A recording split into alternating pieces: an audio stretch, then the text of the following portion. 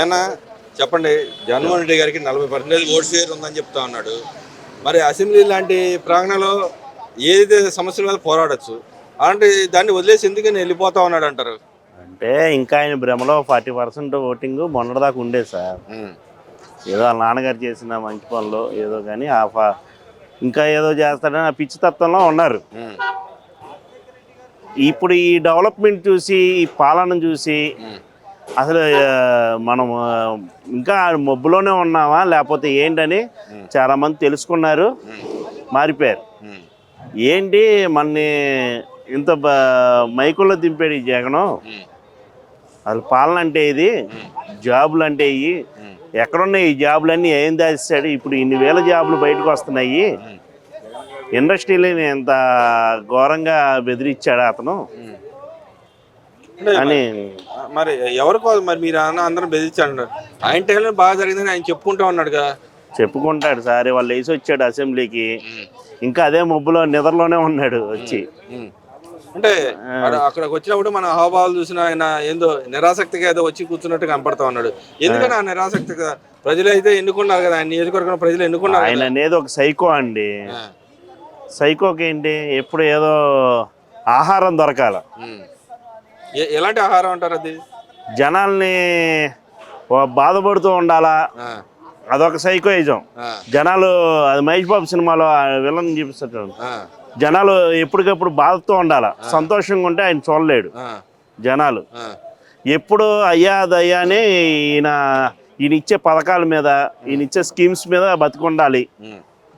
ఏ వ్యాపారాలు ఉండకూడదు, ఏ సంస్థలు ఉండకూడదు, ఏ డెవలప్మెంట్లు ఉండకూడదు, నా అడుగుజాల్లో బతకాలి. ఇంతమంది ఎమ్మెల్యేలు ఉన్నారండి, ఈ రోజున ఏదో మాట్లాడుతున్నారు, ఎంత తిడితే అంత పోస్టింగ్లు వేస్తాడు ఆ స్థాయిలో. ఒక్క ఎమ్మెల్యే అయినా జగన్మోహన్ రెడ్డి ఇంట్లో వెళ్ళి కూర్చున్నారా? ఒక నాయుడు, ఒక కాపు, ఇప్పుడు కాపులు మాట్లాడుతున్నారు, కాపు అది కూర్చున్నాడు, ఎప్పుడు వెళ్ళి గుమ్మం దగ్గర కాపులని.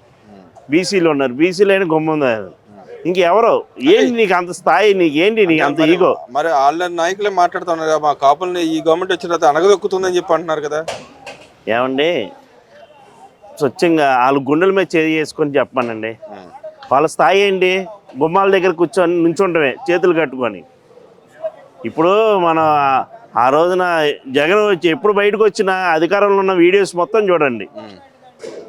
వాళ్ళ స్థాయి, ఆ జాతిని ఏం చేశాడో అతను, ఆ జాతిని ఏ స్థాయి ఇచ్చాడో ఒకసారి చూడండి. ఇప్పుడు మాటలంటే ఏదో ఆ పార్టీలో ఉన్నారు, ఆయన తిడితేనే ఆయన మెచ్చుకుంటాడు, తిట్టబోయాడంటే ఏదో సైకిజం, వాళ్ళని ఈయన తిడతాడు. ఏంటి మరి అంబటి రాంబాబు విషయంలో ఆయన మా నాయకుడు ఏం తప్పు మాట్లాడాడు అని చెప్పి వెనకేసుకొచ్చుకుంటున్నాడుగా. మరి ఆయన మాట్లాడితే మహిళలను కించపరుస్తూ ఉన్నాడు ఓ పక్కన, దానికి మహిళలు అడిగిన దానికి సమాధానం చెప్పుకున్నాను, మళ్ళీ నన్ను నా బొచ్చు కూడా బేకలేరు. చెప్పిందంటారా, ఏ పార్టీ అయినా ఒక ప్రోగ్రాం జరుగుతూ ఉంటుందండి. అపోజిషన్ లీడర్ వెళ్ళి ఆ ప్రోగ్రాం మధ్యలోకి వెళ్ళి అని అన్నాడు చంద్రబాబు ఏంటండి, వాళ్ళ అమ్మలు ఏం చేశారండి? అతను వెళ్ళి రెచ్చగొట్టాడు, సరే అని. ఇంకా పార్టీ క్రమశిక్షణతో ఉంటుంది, పార్టీ లాంటి గొడవలకి వెళ్ళదు అని క్రమశిక్షణతో కాన్స్టిట్యున్సీ ఎమ్మెల్యేలు వాళ్ళు మొత్తం సీఎం గారు ఊరుకోరు అని మందలించారు. ఇంటికి వెళ్ళి నేను ఇంట్లోనే ఉంటాను, రండి చూసుకుందాం అన్నట్టు మాట్లాడితే ఎవడు చేస్తారని చెప్పండి. మరి ఇక్కడ అక్రమైన కేసులు పెడుతున్నట్టు ఆయన మీద పదే అక్రమైన కేసులు పెడుతున్నట్టు కదా. ఎవరు వాళ్ళ మీద సార్? అంబటి రాంబాబు మీద ఇవాళ కూడా ఇంకో కేసు పెట్టారంట కదా. ఏమండి, జనాలు ఇదివరకు అంటే మీడియా డెవలప్మెంట్ లేదు, అప్పుడు నెట్ కనెక్షన్లు లేవు, స్మార్ట్ ఫోన్లు లేవు, జనాలు తెలుసుకునే తత్వంలో లేరు అప్పుడు. ఇప్పుడు అంతా డెవలప్మెంట్ అయింది, అంతా ఇదిగా ఉంది, ప్రతి ఒక్కరు స్మార్ట్ ఫోన్ మాట్లాడుతున్నాడు. ఏ సందులో ఏ గ్రామంకి వెళ్ళినా నెట్ సౌకర్యం బాగా ఉంది, చంద్రబాబు నాయుడు గారి దయ వల్ల అంతా బాగుంది, ఇప్పుడు అందరూ తెలుసుకున్నారు. మరి ఈరోజు ఏదైతే గవర్నర్ గారు ప్రసంగానికి అడ్డుపడ్డారు, ప్లస్ దాంతో పాటుగా అబద్ధాలు మాట్లాడిచ్చిందంట ఈ గవర్నమెంట్. నిజంగానే అబద్ధాలు చెప్పిందంటారా? అతను ఏదైనా చేస్తే 5 ఏళ్ళు, ఆ 5 ఏళ్ళు ఏదైనా చేస్తే ఆయన ప్రతిపక్షంలో స్థానంలో లేకపోయినా వచ్చి పోరాడేవాడు. నేను ఇది చేశాను అది చేశాను మీరేమి ఎందుకు చేయలేకపోతున్నారని నిలదీసి అడిగేవాడు. ఆయన ఏమి చేయలేక ఏమి చేయలేదు కాబట్టి ఏదో ఇప్పుడు వచ్చాడు అసెంబ్లీ ఏం చేయాలి, ఏదో గొడవ పెట్టుకుని వెళ్ళిపోవాలి అంతేగా. మరి అదే చేస్తాడంటే రేపు రేపు కూడా వస్తాడు, రేపు కూడా రాడంట. ఇంకా రాడు, అయిపోయింది, నిద్ర టైం అయిపోయింది, ఇంకా వెళ్ళిపోయి పడుకుంటాడు, గేమ్స్ ఆడుకుంటామే. మరి ఇప్పుడు జనాల మధ్యలోకి వెళ్ళాలి, ఏం చేయాలి, మళ్ళీ ఏదో నాయకుడిని తిట్టాలి, ఏదో చేయాలి, ఏదో క్రియేట్ చేయాలి. మళ్ళీ ఒక నెల గ్యాప్ ఇస్తాడనమాట. ఆ నెల 2 వారాలు గ్యాప్ ఇచ్చుకుని వస్తాడు మళ్ళీ, ఏదో ఒకటి క్రియేట్ చేయండి రా నేను బయటికి రావాలని. 1 వారం 2 వారాలు వాళ్ళని ఏదో అపోజిషన్ వాళ్ళని రెచ్చగొట్టి, అధికార పార్టీ వాళ్ళని రెచ్చగొట్టండి ఏదో ఒకటి. వాళ్ళు ఏమీ రావట్లేదు, వాళ్ళు పనులు చేసుకుని వెళ్ళిపోతున్నారు, డెవలప్మెంట్ చేసేస్తున్నారు, మనం మర్చిపోతారు, నువ్వు ఏదో ఒకటి చేయండి ఏదో ఒకటి చేయండి అని వీళ్ళని రెచ్చగొట్టగానే వీళ్ళు ఏదో తిడతారు. మళ్ళీ దానికి సానుభూతిగా వస్తాడు. దానికి మళ్ళీ ఆ కాన్స్టిట్యున్సీ ఎమ్మెల్యేలని వాళ్ళని 5 లక్షలు ఖర్చు పెట్టండి, నేను వస్తాను, మనకి 1000 రూపాయలు 1500 ఇచ్చి తీసుకురండి, బళ్ళు తీసుకురండి ఇదని. లేదండి మీరు ఆ మాట అన్నారు కానీ వెనక వచ్చిన వాళ్ళందరూ దాన్ని చూసి ఈ గవర్నమెంట్ సిగ్గు తెచ్చుకోవాలంట కదా. ఆయన వెనకాల చాలా మంది ప్రజలు వెనకాల పడి వస్తున్నారు, తండోపు వస్తున్నారంట, అడ్డుపడుతున్నారు ఈ గవర్నమెంట్. అవునా సార్, అది డబ్బులతో వచ్చిన జనమా మామూలు వచ్చిన జనమా అందరికీ తెలుసు. కావాలంటే మీరు ఆ వీడియోలో చూసుకోండి, ఉన్న జనమే ఉంటారు. మరి ఇక్కడ ఇంకో మాట కూడా మాట్లాడుతున్నారు వాళ్ళ నాయకులు, మా నాయకుడికి రక్షణ కరువు అయింది, ఒక ప్లాన్ ఆఫ్ యాక్షన్ లేకుండా మా నాయకుడిని అటు ఇటు తిప్పుతా ఉన్నారు అని సాక్షాత్తు స్టేట్ కంట్రీ హోమ్ మినిస్టర్ గా రాసిన పరిస్థితి. మావాడి సెక్యూరిటీ ఇవ్వాలని చెప్పి అసలు ఆయన వల్ల రాష్ట్రానికే డేంజర్గా ఉందండి. ఆయన వల్ల ఎందుకంటారు అంతే. మరి ఆ సైకోయిజం ఏంటో మరి.